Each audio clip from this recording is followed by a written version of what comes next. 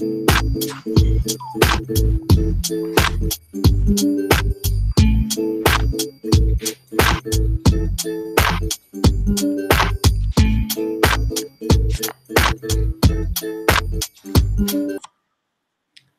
you just gonna do whatever you want today. Okay, well, that just means that Midway Radio's back. And we're working on things. That's it.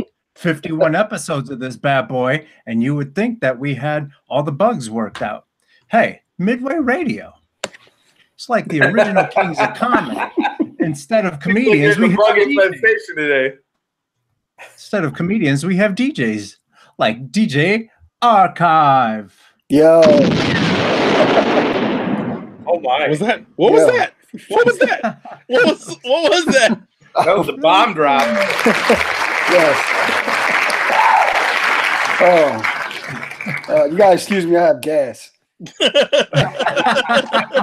what that was. I ate a dozen eggs. Ain't nobody got time for that. All right, let's go ahead and introduce all the other gassy brothers on here. Oh, we got DJ Sean Doe. Yo, what up, everybody? Welcome, sir. And as always, we have DJ Risky Business. Hello, hello, hello. Thank you for saying something this time. Hey, Director Extraordinaire, Brian Brockmeyer. What up, what up? Welcome, everyone.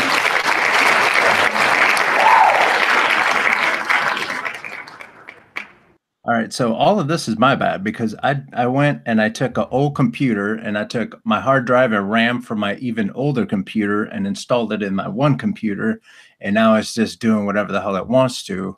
But hey, we're here. We have some movie reviews on Rocky coming out. We have from what I understand is you wrote the third sequel to Creed. If for people that like people that are joining us before we went live, we heard the screenplay, his treatment for early script, very early script, still, and it does not bid well for Rocky. Yeah. No, they're Creed 3. Yo, can you reach that for me? Yes. Rated X for necrophilia. Yeah. Yo, Adrian. Yes. Actual dead people. We'll just say Paulie didn't see that one coming. Oh God. No. Because he is dead as well. What about the robot from Rocky 4? I know, right? Whatever happened to him? Wow. You know what? I didn't expect to be sad on this. That was the last thing I was expecting when I was told about this. Sadly. He's like, "Why'd you ruin Rocky for me?" Right. Don't look at me. Am I the only one here that doesn't care about the Rocky movies? What's that? Am I the only one here that doesn't care about the Rocky movies? You're an asshole. You have no soul. Yes. Yep. Yes. Well, okay. It is what it is. And we still keep you No, around. everyone loves the Rocky movies. You're just a dick. No, I don't think everybody does. Water coming out your nose is not that healthy. Hey.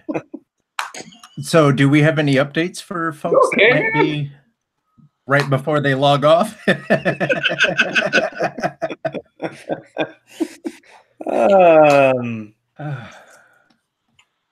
Updates? Oh yeah. So this is our last episode of 2018. Before we take a few weeks off to rest up and get organized for 2019. 19 is going to be a big year, so be prepared. And like we told people, we're not done interviewing, and if we told you we're going to interview you, we're going to. So be prepared for 2019 because you're going to get a call, and we're going to be like, be ready to go. Bam! Right now. There it is. Yeah. So goddamn, be ready to go, archives. I'm ready. Just give me the word. So we got The safe word for the night is Adrian.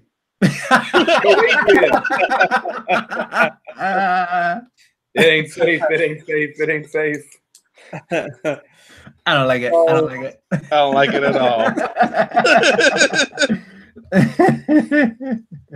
There were some blasphemous ass things said about Rocky here just about 20 minutes ago. Yeah. We were exploring possibilities to make the Rocky Adrian. franchise to We? rejuvenate. Adrian.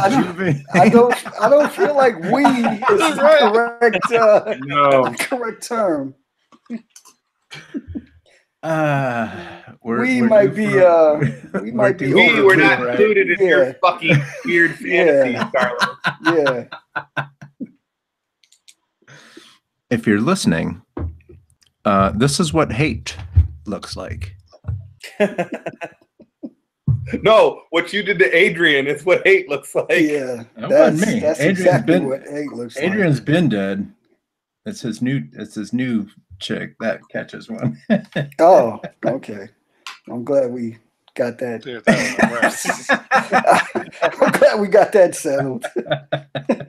I don't actually feel Changes better everything, about guys. Great movie. it. I don't feel much better see, about it. you guys didn't listen to the entire treatment. But yeah. Back to updates. Last show of the speaking year. treated, We now that we're not gonna sleep tonight. Last show of the year. Director setting you up. Oh, I'm sorry. I'm sorry. And then coming in early 2019. Look for by the end of January, we're going to have some really cool updates to the project, the website, and new vignettes, which everybody has been looking forward to and bugging me about. And I just want to say yet again, the vignettes are not the project. So just because you don't have a vignette yet doesn't mean that you can go, where's my thing? I did my interview 2 years ago. Like, We understand. There's other things that we have to also do.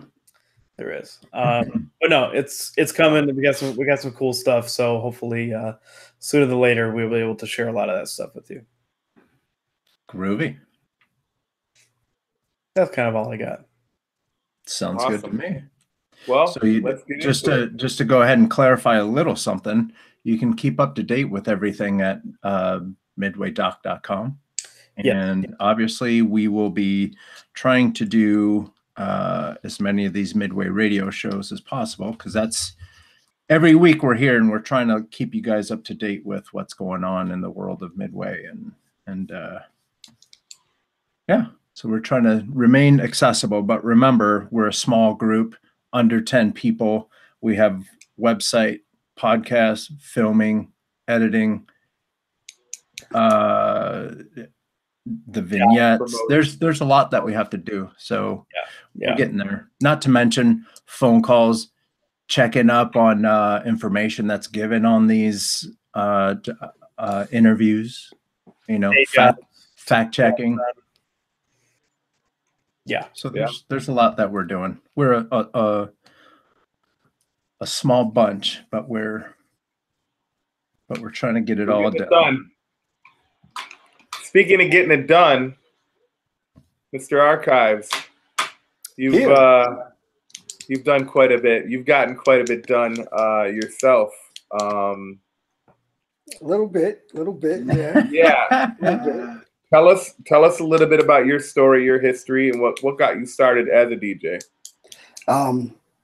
Okay, well, in the very beginning, my older brother, Rob, Remix Rob, as he called himself, he got me started. He bought a pair of turntables, 1984. And when he graduated high school and went to the Navy, he just, he left them. He was like, take care of them. So I went out, bought some records, and bought my first record was doubles of LL Cool J Radio. Shit. Yeah. So I went and got those and practiced. Didn't know what I was doing. I didn't know what I was doing for a long time. And eventually you know, I stayed at it. Eventually, kind of laid off for a little while. Did a few things, did some stuff. When I got to high school, I kind of just quit altogether. Then eventually went to Triton. Yeah, buddy. Force. Yeah, I ended up going to classmates? Triton. We may have been. And I went to Triton for my first degree. Oh, see, I didn't get anything there. I just spent a lot of time in the cafeteria playing dominoes. I played dominoes in the cafeteria almost every day. So I got experience at dominoes from Triton. You got a dominoes education. Yes. Yes, I did. The bone. But I also met DJ Diamond Cut. His manager actually somehow had him booked to play the lunchroom at Triton one day. And, you know, I walked into, they call it the link, you know that. So I walked into the link and I see Chris standing behind some turntables and he was cutting up some Run DMC live at the Funhouse. And I was like, man, what is this guy doing? You know, I'd never seen anybody do anything like that live. So, you know, I just walked over and we started talking and we hit it off. You know, we're still good friends to this day. So that's kind of where. I think what's his name, Carl? Carl, yeah, Boo. Yeah, Carl Harris. Yeah, Boo Harris, right? Boo Harris, yeah. Yep. Shout out to Boo. He's in Atlanta right now. Yeah. Nice. You know, still doing big things. So, yeah, and you know, from there it was one thing after another, you know, parties, groups. I ended up DJing for Prime Meridian for a while. Did a lot of like, you know, a lot of like DJ for hire stuff, doing scratches on projects. Sure. Actually, I got a thing coming out. Should be by the end of the month with some guys, Drums and Oath, who are. Drums is in Philly and Oath is in Australia. They did an instrumental album.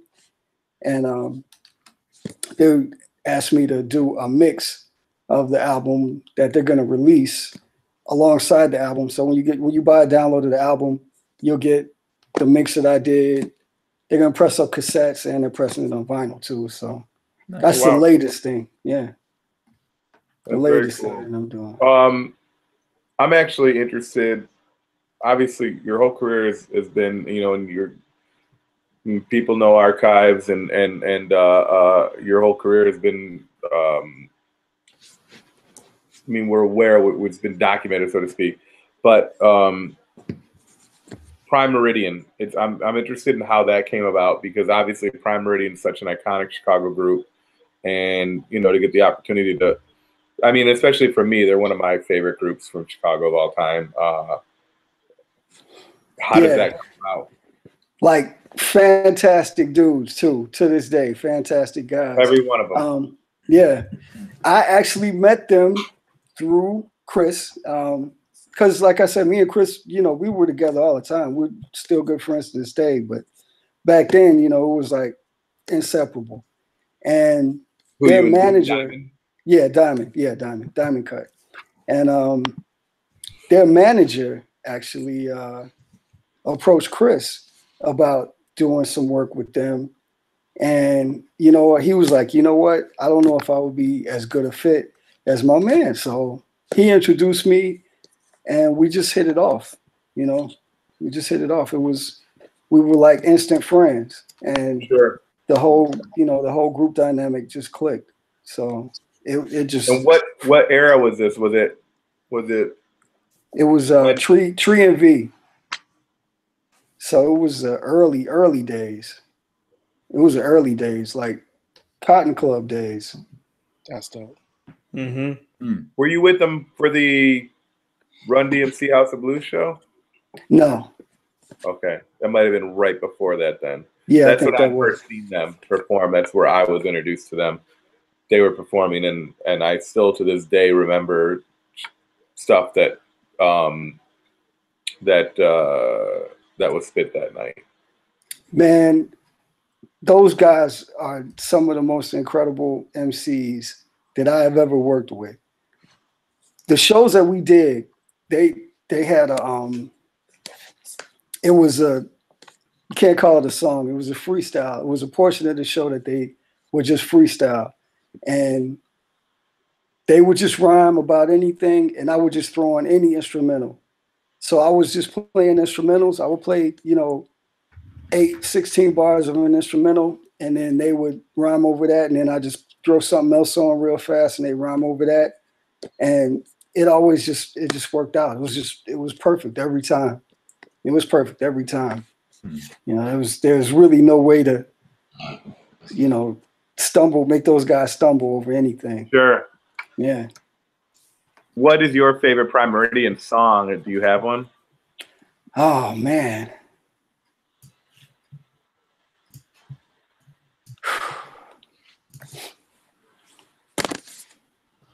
Anything I'm on. Anyone that they pay.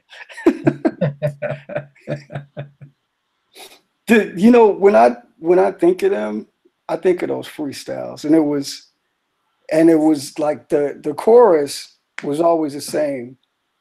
It was I can anytime on the spot rhyme. Yep.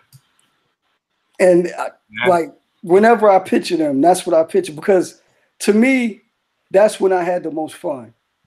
Seeing them just go off the top of their heads, and me just doing whatever I felt like doing, and the way everything came together, that's Prime Meridian to me. For sure. Yeah, those first 12 inches, and we're talking what, like 97-ish? Yeah. What was it like? Mental Void and Primates on the Spot, Battle Cry, all that whole era. And Primates might be. I love the track that they use, the EWF track that they use for that, and I'm pretty sure that was that. That fucking song. I love that song. I love that whole thing. And then I thought it was dope that they ended up putting out, like, what was it, Meet Me in Greenwich?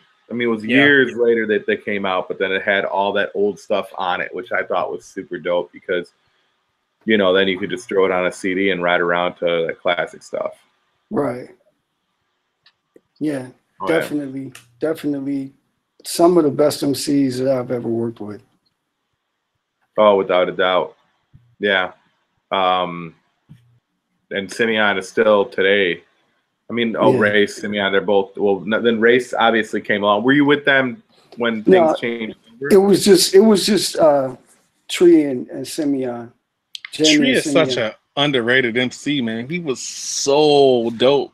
Like not a lot of people talk about. Well, people talk about the Prime Meridian all the time, like even during our sessions with Midway.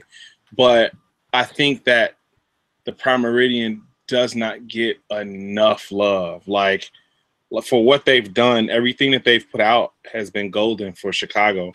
And Tree, like, it's crazy because at the time that I started working for All Natural, one of the first albums that I worked was that newer Prime. Like, it was like the Prime Meridian's last album with Tree and Simeon, and then the next album that came out was Tree and Simeon and Race, because they had to some kind of way inch Race in, because I think Tree knew he was leaving. So you have to now you have to accept the new Prime Meridian as Simeon and Race.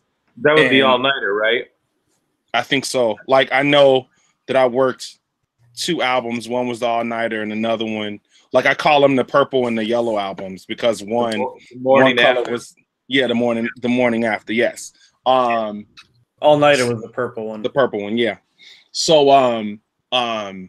yeah, man, it was crazy, like, just working for the label and then having this affection for the Prime Meridian as being Tree and Simeon, and then Race coming in you accepted him on a whole nother level, the PCP joint, and then when he came in, it was like a really good fit to keep the name Prime Meridian going. So yeah, man, it was super sick. Super sick. When did you like how long did you work for them? A little bit under 2 years. Okay. It was a little bit under 2 years. You know. We got a whole lot of shows in though. That was probably I've probably done more shows with them than I have anybody. What was the biggest show that y'all did? Like Cotton the Club. show that you remember? Cotton Club. Who else played on that show? Man, I don't think there was any other hip hop groups that year. Really? Yeah. Do you remember? I remember Tone was in the audience. Tone B. Yeah. How did? So, if there was no other hip hop acts, do you remember the acts? Like, how did they accept you guys on stage, being the only hip hop act? They had so much love down there. It was just like the crowd was just like with us the whole time. That's dope. That's dope. Chad was saying, what other groups have you worked with? Well, No ID, of course. Yeah. Drums and Oath, Runway Bella. I did a song with her. I should have written some of this down. It's been so many people. No worries. What did you do with No ID? I did. I was actually No ID's DJ for a minute. Okay. I hooked up with him through Doug Infinite. A friend of mine was a skateboarder, so he knew Doug from Underground Wheels. Yeah. Which was in Ford City, and one day I was playing the real weight, and I only had one copy of it. And I was like, man, I want doubles of this. So my man, what up, Anthony Pelagi, he was like, I know that dude, man. I'm like, you don't know him. He was like, nah, I know him. He's like, he's got this shop in Ford City, Underground Wheels. So I'm like, well, let's go meet him. So he took me down there, man, and he was just like, this is my man. He's a DJ. He likes his stuff. And I was like, yo, I just want another copy of the record. Do you have any here? Do you got anything on you? And Doug was just like, you know what, man, you seem like a cool guy. So we kind of hit it off, and we just started building on all kind of different things, finances and everything else. And he was like, you know what, I'm gonna introduce you to my man, and that's how it happened. Dion didn't have a DJ at the time, so he was like, just come through and get on the song or whatever. So I did that, So did you do any shows with Dion? We did one show. We did one show with Common at the Double Door. Nice. Yeah. How did that go? It was great. It was a great show. It was a really good show. And it's funny because Dion's a really private guy. He doesn't like being in the public eye at all. But the show was like, he wasn't nervous or anything. That entire night, thinking back, neither one of them were. It wasn't like a big deal. I remember meeting him. I'll never forget it. It was it was at the Elbow Room. For Accept Your Own and Be Yourself release.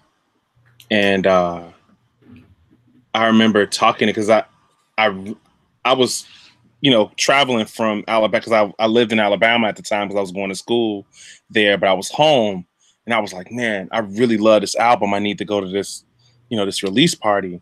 So I talked to him outside and he was just like, yeah, like to me, he was just like, yeah, I really, I don't know how this show's gonna go. And I was really concerned because I was like, yo, the show is dope. Like, it's really dope. And a lot of artists do that when they doubt their own, their own show. Like One Below does it. And they're like super dope at the show. So yeah, I remember that like it was yesterday. Yeah, was it Doug and Dion Ryman? Yeah. At that show at the Elbow Room. Yeah. I only remember No ID being there.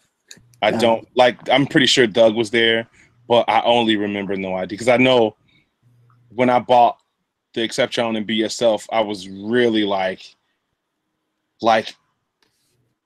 because I was coming home to buy Chicago stuff. I went there specifically to see No ID, and I didn't pay attention to nobody else. Yeah, like I didn't pay attention to nobody. Like I knew a lot of people, but like I said, I can't tell you if Doug was there. He probably was. The twins were probably there. I probably remember them, but other than that, Reg was probably there. And my boy that I brung from Alabama, he lives in Japan right now. So, was 33 DJing for him? Who was DJing for him? I think it was 33. I think it was 33. I don't remember though. But I would almost guarantee that Doug was there.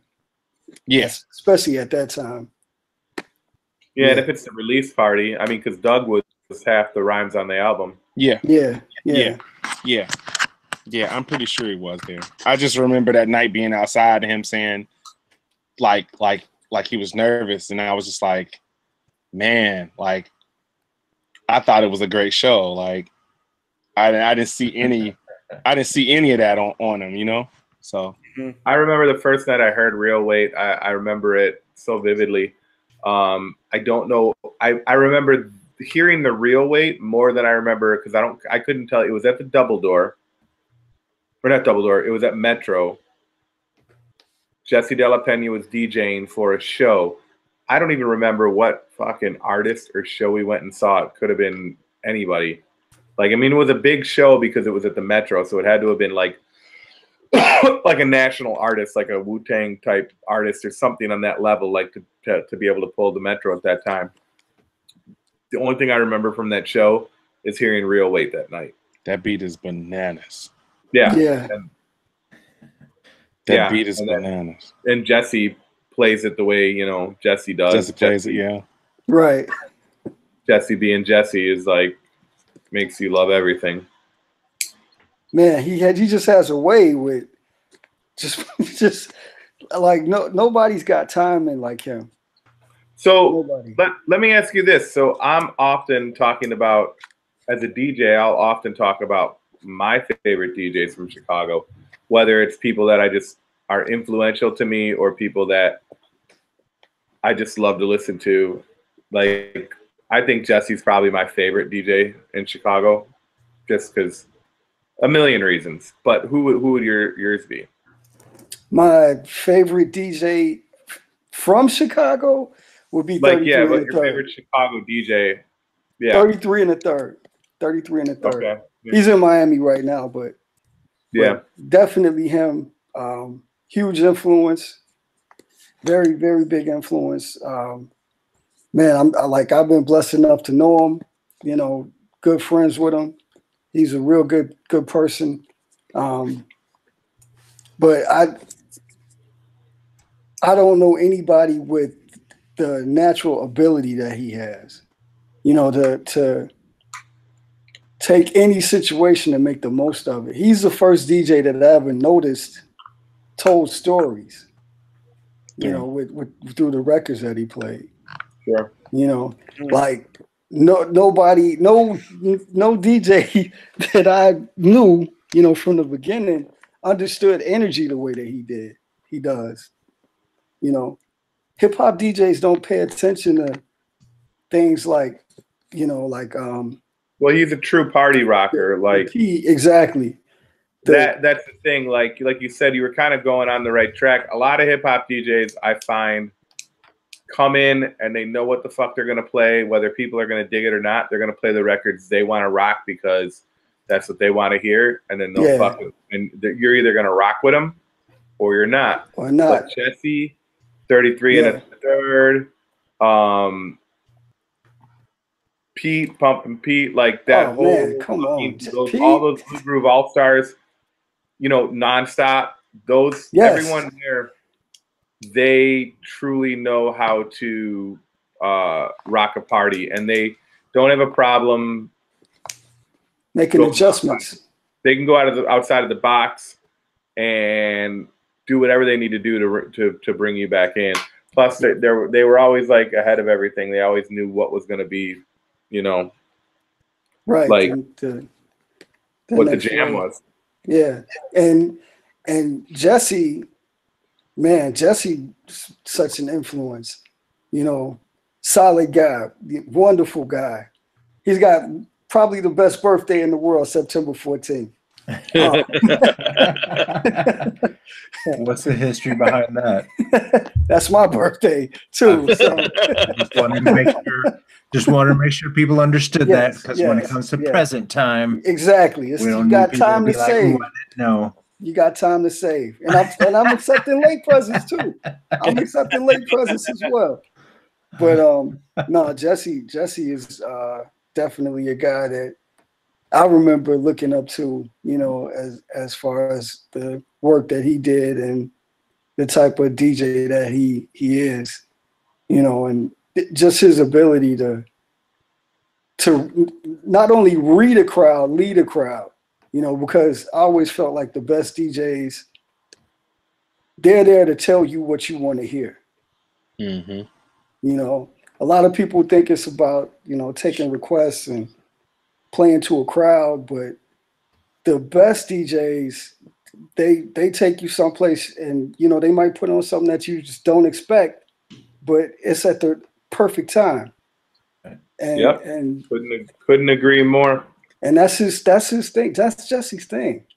You know, I've seen him do that so many times. And, you know, even like now, you know, I don't get out a whole lot, but when I go out to listen. I'm not going out for the crowd. I'm not going out to meet nobody. You know, I might see a couple friends, or if I'm there by myself, I'm going to listen to the DJ. And Jesse is definitely one of the people that I will go out and listen to. Yeah. Yeah. So knowing that, you know, having this power, because that's what I think it is the power that you have as a DJ. Yeah. When did you first realize that? Because I know you had to realize that you had it. Yeah. Like, when did you realize you had it? Like, and when you realized you had it, did you use it for good? Well, you know, it's been like refined over the years. Like, I always felt like I had it. Like, even when my brother first left me those straight arm Pioneer belt drive turntables, you know, it was just something about it, and being able to put music together the way that, you know, I felt like I could, I did. I don't know. It was always something special to me, and I always felt like it was for me first. You know, like everything that I've done to a degree has always been for me first before it's for anybody else. And I felt like, I believe that that's how the best DJs work, you know. And it goes back to what I was saying a minute ago. It's like, I'm not here to ask you what you want to hear. I'm here to tell you, this is what we're doing, and this is what you're gonna do to it. You know, so early on, very early on, I knew, you know, this is my thing. This is my place. This is where I'm supposed to be. So I just kind of clung to it. I fell in and out of it, you know, and take a step away for a little while, but I can't ever, you know, be too far away from it. It's crazy. It's crazy because I remember when I first learned that as a DJ you had this power. I was in Alabama. Well, first it was 2 times in Alabama. I was in Alabama, and I went to this party in Birmingham, and it was on the 13th floor. Go figure. It was on the 13th floor of this bank, and they just rented it out for the weekend. So I was sitting by the DJ because I really wanted to learn. Like I knew that I was DJing, but I really wanted to learn how. I just wanted to peep this DJ out. Never seen him before. You know, this is around a time of like No Limit. Everything big is No Limit, right? And I'm down south. And the guy looked at me. He was like, "Yo," he was like, "I want to go home." He was like, "Watch this." In the course of 6 songs, he started a fight. Everybody, he started playing these No Limit songs, and you could see the people getting rowdier and rowdier. Then a fight broke out. Sent everybody home. He was like, "See?" And I was like, oh shit. And then on the other, now I'm DJing, but I never thought about it. Like, you have the minds of these people and you can control them. Like the second time I saw it, Biz Markie, I was in Alabama, and a fight broke out. Biz didn't start the fight, but Biz stopped the fight. Like, it was in a huge, like, it was like at least 500-600 people in this place. And it was probably more than that. But he stopped the fight by playing a series of country songs. I was about to say that. and he played these country songs, and people just stopped fighting, and it was like looked up at him. Like, right. What the hell? And I was like, being a DJ is fucking awesome. Like, right. Yeah, man. That's crazy. And it's dope how a lot of the DJs in Chicago, like, we get that. You know, we get that. Yeah. It's a power that we have, and a lot of us use it for good. Like, big ups DJ Rue 1, Sean Dervis, The Life of Timbuktu. Do you guys not forget Steve Bravo? Do you guys do something like that? Not forget Steve Bravo. Bravo somewhere being evil. Like, but you know what? You know what, man? I was like years into playing out, doing, you know, parties, doing shows with people, doing this and that. And Steve came to something that I did once, and I don't know, like, I don't even usually ask people, but when I got off, I was like, "How did I do?" And he was like, "I didn't like it." He was like, and you know, people were coming up to me, shaking my hand, and, you know, like, "Man, when you played this was great. We did this was great." She was like, "Nah, you know what? I didn't like it. And why did you do this? And why did you do this? And why did you do this?" And I was like, "Oh, okay." And I still think about that. Like, when I'm playing somewhere, I'm like, "Man, what was Steve like?" I just picture Steve standing there shaking his head like, that's you're gonna look stupid if you do that. Steve did that on purpose. He knew 20 years later you'd be still. I would still be thinking about it. I would still be thinking about it. Yes, yeah. I was bad. But I mean, that's the amount of respect I have for him. Word up. You know, and that's one of my favorite things about being a DJ here, you know, is this environment, because the community here, it's not a huge community, but it's just like everybody loves each other. Like, we all got love for each other. We brothers. Everybody is friends. We brothers, yeah. Yeah, all of us. Yeah. All of us, man. So, I mean, this is a great place to be. It is. I'm grateful. What was the greatest lesson you've learned from a DJ that you looked up to? Don't forget your records. Yeah, do not forget your records. And it actually was about records. And the lesson, what I ended up taking away from it was a lot more than what he said. But, you know, like, we used to have this thing where we would call each other, me, you know, Diamond Cut, my man Brent, DJ Shazam, 2D, Evie, just everybody. We were all friends, you know, so we would call each other like, "Yo, I was in Secondhand Tunes today, and I found this record, and, you know, and just play it." And I remember I found I found some, I don't even remember the record, but I called Thomas, I called 33 and I played it. Like I didn't even say anything. He picked up the phone, I just started playing the record. And he was like, what is that? And I'm like, yeah, this, I found it. He was like, you think they only made one? I'm like, nah, man, But I found this. I don't think anybody else knows about it. He was like, man, it's a bunch of copies of that out there. That's funny as shit. And I guess what I took away from that is don't ever be too impressed with yourself. Yep. Yeah, man. Don't ever be too impressed with yourself, because I was definitely impressed with myself for accidentally finding the record that I just stumbled on for $2, and I felt like I really did something. And he was like, you didn't do anything.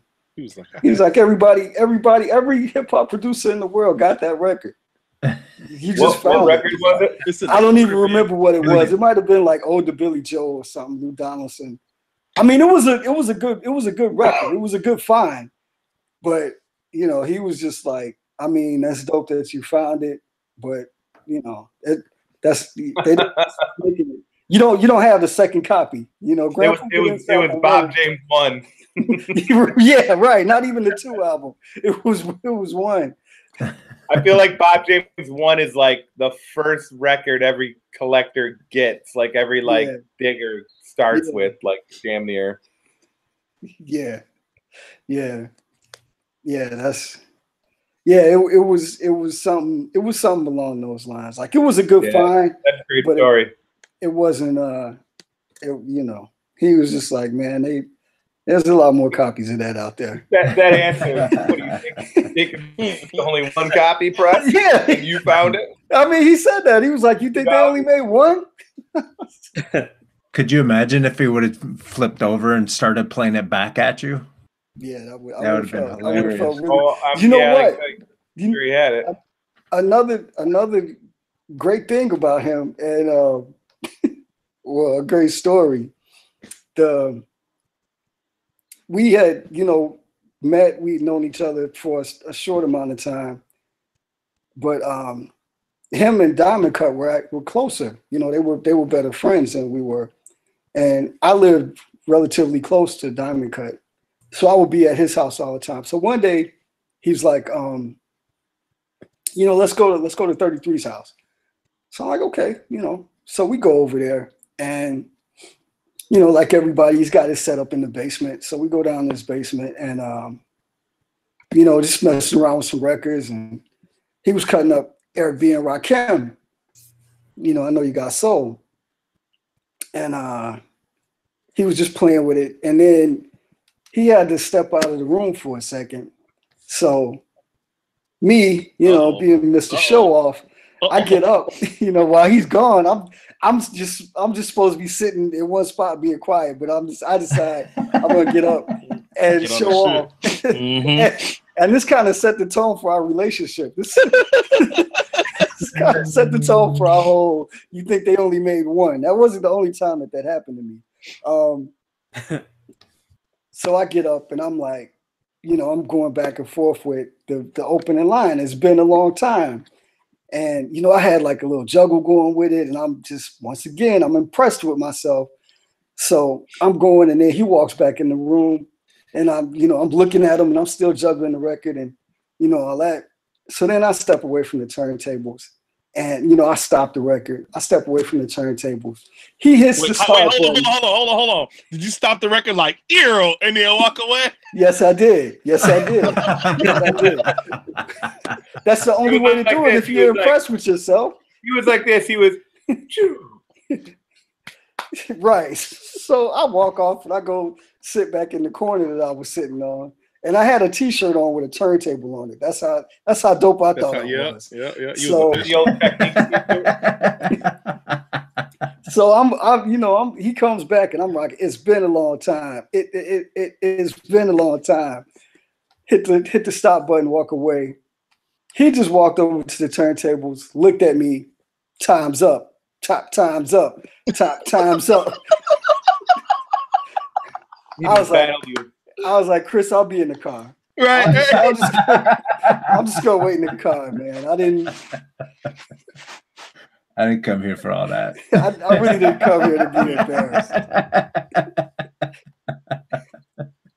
Stay your ass in the corner. Yeah, pretty much.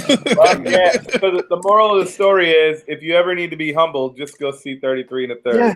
Yeah, just give him a call, hit him up, and he will be glad to do it for you. It will be a pleasure to humble your ass. Yes. Nah, but he is, man. He's a really, really good dude, man. He's a really good what's dude. so funny about him is his demeanor is so quiet and chill and laid back. And he's this massive party rocker. So it's almost like his personality is so almost absolute opposite to what he literally does for people. It's like Dr. Jekyll and Mr. Hyde. He's the dude. Well, I just feel like he's the dude that never wants to go to a party or be around a party or be in a party except rocking one. And sometimes even then, he's just like, he'll do it blindfolded and be like, man, I don't want to be here with idiots. No, but he starts a fight and everybody goes home. You know what? That's one of the things about him that is so incredible. He could be like having the least amount of fun and everybody else is going crazy. And he's just up there like, yeah, all right. And then he'll do something else and everybody's like, yeah, yes. You know, people are like just coming home from prison doing the splits and everything. It's just, you know. And he's going through the motions. Yeah, he's just up there like, oh. What's your favorite, for yourself, what's your favorite DJ moment? Do you have one? Do you remember? My favorite DJ moment probably would have to be the night that the night that I did the Red Dog. I used to go up there on Wednesdays when it was Wednesday night, and I would just climb up to the booth, and Pastor Heather, for pretty much the entire time I was there, to let me get on, and she finally broke down and was like, okay, look, yeah, just come bring some records next week. You can do it fine. So I'm like, all right, cool. Was it Heather doing house or Heather doing hip hop? Hip hop. So I got a set together. I had the records in order in my case. I was just like, I was ready. I was like, man, this, you know, it's gonna be the best night of my life. So I get up there and I climb up to the booth. No Heather. She was sick. And Andy C was up there. Oh, and shit. Andy was like, yeah, I don't know you. Go back down. I'm like, no, but Heather said that call her. He's like, nah, I don't know you. She asked me to do this and I'm doing it. Go back down. but finally he came around. He let me play, and that was it, man. That was a great night. That ended up being a really good night. And how was Andy that night? Oh, very phenomenal.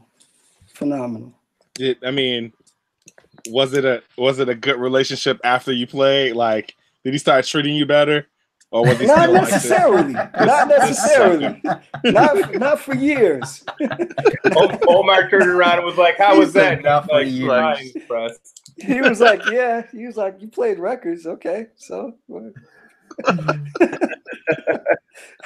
I was like, "Did you see when I played Older Billy Joe?" He was like, "That's not the only copy." That's fucking great. He's like, "I got 3 copies of that in my bag right now." Right. Oh man, yeah, no, that was a great night. The night that I did Double Door with Diamond Cut, we had 4 turntables.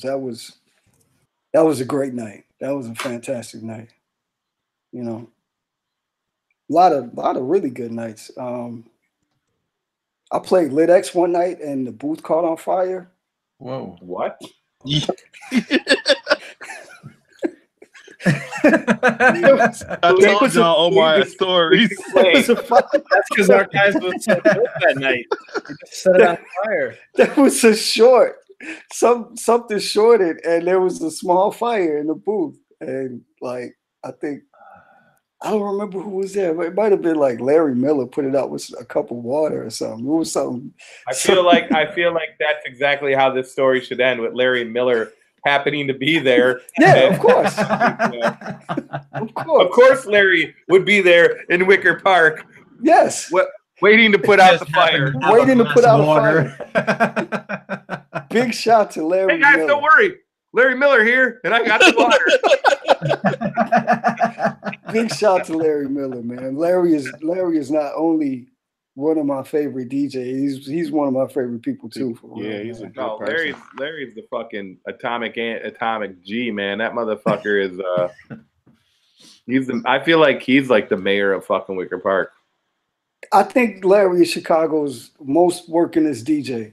He is somewhere DJing. Yeah, he's the most workingest DJ in Chicago. Okay. He's playing somewhere right now. He's got 2 more jobs when he leaves that place. Oh, yeah. And I haven't even talked to him to know that, but I would bet money that he is playing somewhere right now. Yeah. Yes. Yeah. No, without a doubt. And then he's gonna play a Prince party later at night. Right. Dressed as Prince. Dressed as Prince. Full blown. Dressed as Prince. Absolutely. Blouses. And then Steve Bravo will be there going like this. Just shaking his head. Steve will be like just off to the side, silently judging people. Steve's so bogus. I sent them a text like, "Hey man, is this you from like one of Dero's like Dero was freestyling?" I'm like, "Hey man, is this you?" He's like, "Nah." I'm like,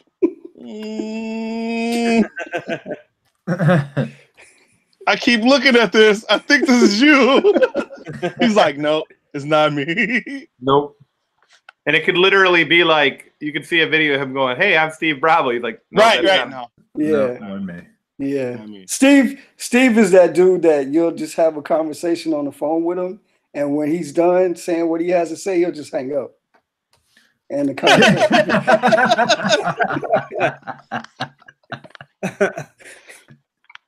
He'll be like, yeah. It'll be like, They only made one of those.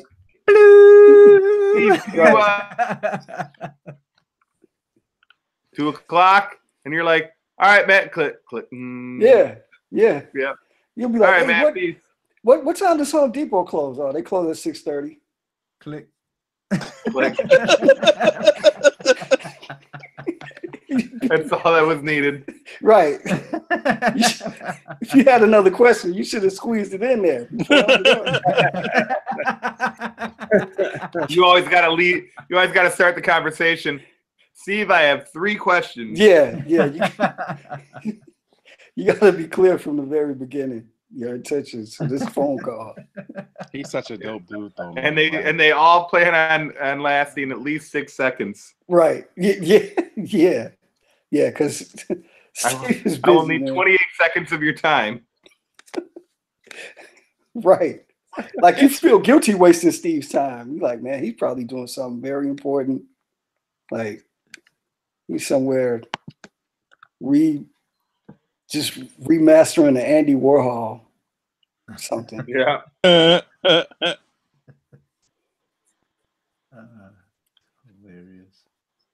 So I think we are coming up to the time for this or that. Uh-oh.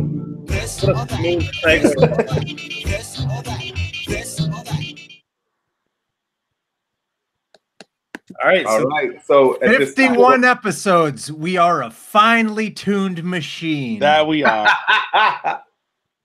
All right. You're the one who segued, so Talking to you, Risky. Wait, what? You segue. Explain. Golly.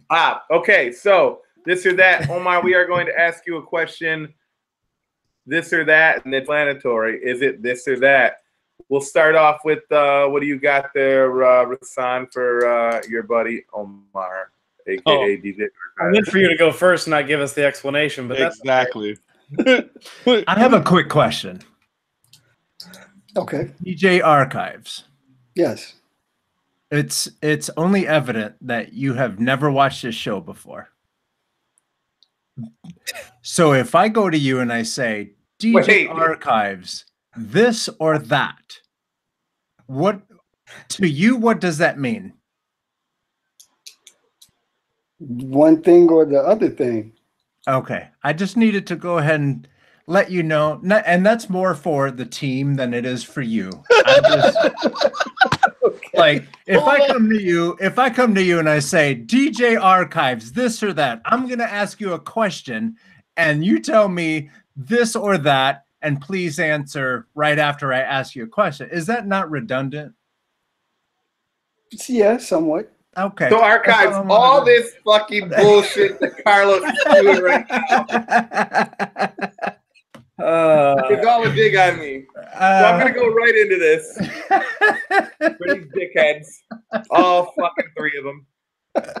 Since both of them are your friends, I want to totally put you on the spot. Okay. This or that. Producer, no ID, Doug Infinite.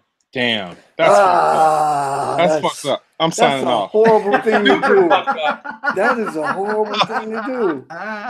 Damn. I'm signing off. I'm going to say no ID, man. Fuck Risky for that question. So sorry, man. That's Doug, fucked up. So You gonna pit friends against each other. A horrible thing. No. You're not a good person. The third answer to that question is actually said. You're not a good person. Number Jesus one. Christ. Number one, you treat him like a dummy and say this or that. Now these are the rules, and then you follow up with right. Then he gives me Sophie's choice. Since they're friends, you have to choose one from falling over the cliff. You have to save one. Let the other one fall to their death. Right. Which one of your friends is actually talented? Wait a minute. Right. Okay, skip all that. I'll make this easier. We'll take no ID, this or that.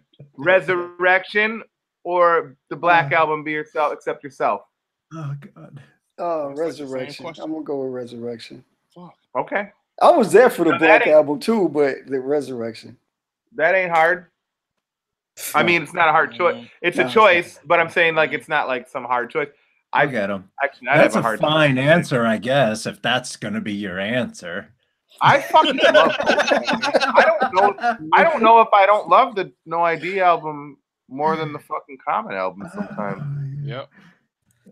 You know what? Before we go down, yeah, because that's a whole other story. But yeah, Shondo. So I know this guy, so I can ask. I can do personal this or that. Look, don't get too personal. Don't get my tires slashed. Look at his face. So Archives is getting nervous. He was biting his lip like, oh hell. This is terrifying. And he'll know exactly what I'm talking about. Oh man. Pop or Lego? Lego. Okay. Oh, I knew this. I could have told you that answer. I've heard stories about you. Yeah. I got one real quick. You saw he looked around. He was like, "Yeah, yeah." No, I'm looking. I'm not even gonna turn the camera. Don't turn the camera, bro. That whole wall is made up of Lego. Like, nice. His entertainment system is Lego. You just live in a Lego house. His Xbox is a Lego. Lazy Damn. We found out earlier that you're into movies, Sylvester Stallone movies specifically. Especially the new one that you just made up. Yes, Creed 3. Through a theater near you. Omar, don't answer this, man. Archives, do not answer this question. It's all a fucking crap. This one's easy. Okay. Rocky or Rambo? Rocky. I'll have to go with Rocky. I chose Rocky too. It's a little more realistic. Oh, you've never been in the jungle. You mean shooting 600 fucking with a solo soldier shooting 600 foreign fucking terrorists in a fucking 6-minute span isn't fucking real? You know what's hilarious about that? Possible. You know what's hilarious about that? Anthony, my friend Anthony Palazzi, that introduced me to Doug Infinite, is the world's biggest Sylvester Stallone fan. You should fucking send him over to fucking Carlos's house and see if they can discuss the fucking script. They can talk about Creed 3. Creed 3 coming soon. I have an adult theater for near you. Hey, I'll dress up in the Evil Man outfit. I'll be like, I have a script for you. Oh, wow. He reads it. He starts crying like, at why first did you it do was this? How did this go from sad to weird? I was happy it was sad, but okay.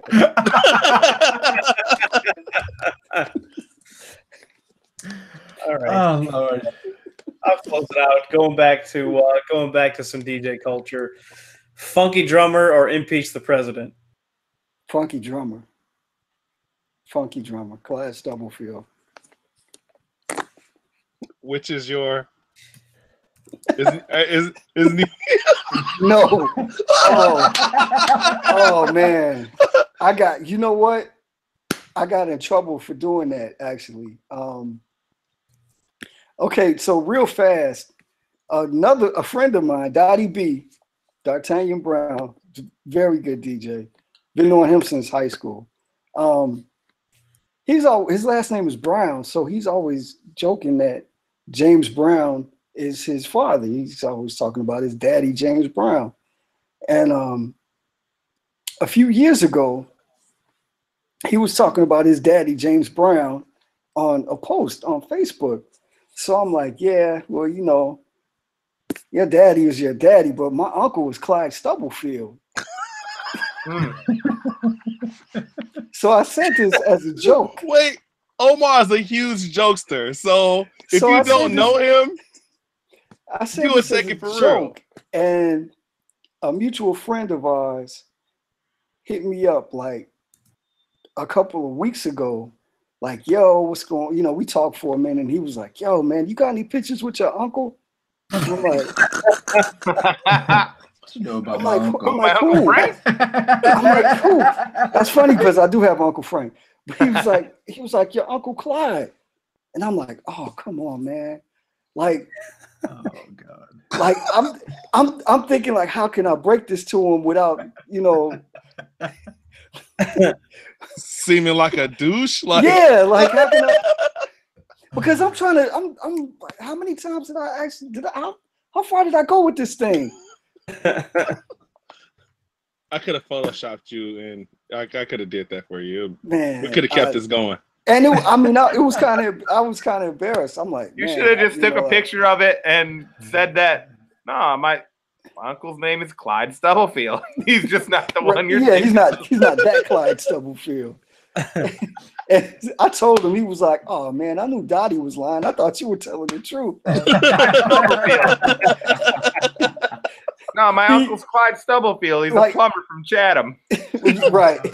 You know, he kind of took it like in the reverse. He thought that Dottie started saying that because Clyde Stubblefield was actually my uncle.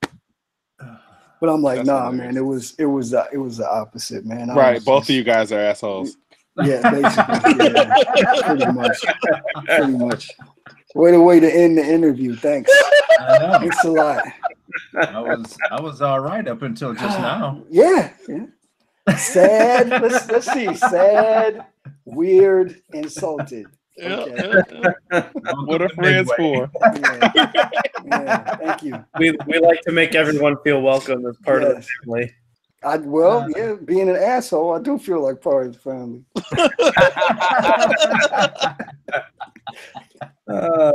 Archives, dude, thank you for coming on and putting up with our shit. Thank you so much for having me. It was an honor to be here. Seriously. You are the last show for the year. Thank you for gracing us with your presence. And you went and saved the best That's right. Oh, you sing? No. He said, No, that was it. That was the extent of my singing career. Just that. Yeah. Yeah. That's it. You ever write movie? Oh, None that I could show on YouTube. It is the last show of the year, Sean. You are correct. Since it is the last show of the year for those that might be watching, and I don't know who would be actually using us to keep up to date with news because the show doesn't really work like that. But what do we got coming up here for some events in the next couple of weeks? Since we're going to be taking a couple weeks off. I think there's a couple things coming up. Yeah. You're setting someone up for the we've got MTV Generation coming up, I believe. Yes. On this weekend, Saturday. Yep. Saturday the 15th. Come in and watch Sean Doe mix NWA and NSYNC in a hellish mashup that sends Wicker Park teenagers and or youngsters into frenzies, wild frenzies. It's an awesome show, man. I tell, I kind of say that it's Chicago's best 80s, 90s video mix party. And I don't think that I'm far from, I'm far from wrong with that. Because I don't know how many people. Kids' minds are blown when you do your you know what, man? Hanson mix. You know what, man? I was thinking about you today, playing like Groove Is in the Heart and talking shit. Oh, I always do every time I play, and I always get to it first, and then I look at you and smile. So I'm looking forward.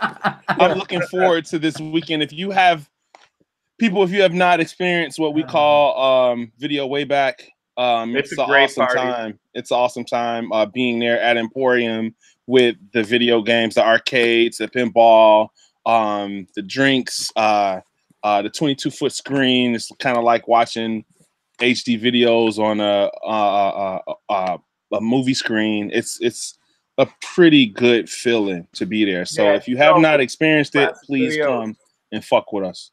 Emporium, Wicker Park. Videos, guilty pleasure shit and fun shit, rare shit. It's just a good time. Well, is and Tim Buck's show is when? It's the 18th, I think. So let me check. I didn't mean to put you on the spot. I knew it was coming up. I didn't have it in front of myself either. So, but you know what? What's crazy is that tomorrow night at a beauty bar, it's always Tim Buck Tuesdays, and doing the all vinyl set, right? I think it's all vinyl set. I know Sean Dervis is playing. There's some people playing. So if you want to catch some really dope DJs tomorrow, go to beauty bar. It's a who's who of like the solid vinyl DJs playing. Fuck with it heavy. Yeah, it's gonna be a good time. Yes, sir. December 21st, we're having our release party for She Killed in Ecstasy for the Sky release. There you go. Yeah. Yes, sir. So how's that been going? What's that? How's that been going? It's going great. We shot day one of our video shoot yesterday. We're gonna finish the video out next Sunday, and it's a single dissension. We're doing a shoot. Kevin Epperson, filmmaker Kevin Epperson, is shooting, directing the video, and Intel is filming it. He's a cinematographer, and we've got a great crew helping out. Ryan's helping out. A lot of people kind of really come together for it, and everything's doing well. The single Q101 picked up 2 songs, and they're playing, or whatever, it's KQX now. They're playing 2 songs on commercial radio. It's weird being not weird, but it's just funny being a hip-hop kid forever and then doing a record and then having it picked up by commercial rock radio, which is, look, I ain't complaining. I'll take it. It's just definitely different. You got to switch gears and kind of move in a different circle for promotion, you know. But I mean, all my friends are digging it, and I think our record appeals to a wide audience, not just a rock audience, or because there's so many different influences into it. Hip hop plays a major influence into this record, and then we're going to be on Kark and Carne, James Van Osdale's podcast, or it's an interview show where we basically get in the car and they order food and we eat in the car while he interviews us, and it's pretty dope. Like, you just had Billy Corrigan on, and like, how can we get invited to that? To that? I want to jump out the trunk, be like, give me your fries. Oh, Jesus Christ! I ain't telling nobody where we're going. Speaking of, well, first off, where is the release party going to be at? Yes, it's going to be December 21st, Friday night at Subterranean upstairs. Cool. Here's the thing too. While we are a little bit more kind of like alternative, I made sure that I wanted to keep it connected to hip hop still by having Cochise Soulstar Waffle Gang. They're one of the acts doing the show with us, along with a group called Beyond These Walls. Sweet. Speaking of releases, I have a release coming out soon. I don't think anybody knows. But so I'm gonna say it on Midway first. So tomorrow, through Machine. Yeah. Where was you at, Carlos? Yeah, there we go. So tomorrow, we have a release for Machine Wash Music for Def C, his mixtape called A Mixtape as God Intended. We're doing a release tomorrow, but you can pre-order the cassettes. We got limited cassettes to 50. And so you can do that on Bandcamp. Find Machine Wash on Bandcamp. Follow Def C, DEFCEE, or Machine Wash, like as in Machine Wash. And also later this month, we're gonna have another tape release, limited to 50. It's a mixtape of like just different Machine Wash stuff that I did called Laundry Day Volume 1. So be looking out for that. Word. Beautiful. Dope. All right. So, and check out podcast Sketch Zone on Thursday nights. Oh yeah. Yes. You can do that too. I was like, I don't have anything to brag about. You need to have Steve. We need to somehow make Steve Bravo get on the Sketch Zone podcast, because he's got some amazing art and he'd be great. It'll probably never, ever, ever, ever in a million years happen, but it would be dope to even try to get him on there. Yeah, Steve will come on, say some shit, and hang up on your ass. You know what? We'll just figure something out to tell him it's like something else, to pretend like it's like free pizza day somewhere or something like that. He'll show up for that podcast and we'll send you a pizza. No, hey, it's a podcast that we do in a car. We go get pizza.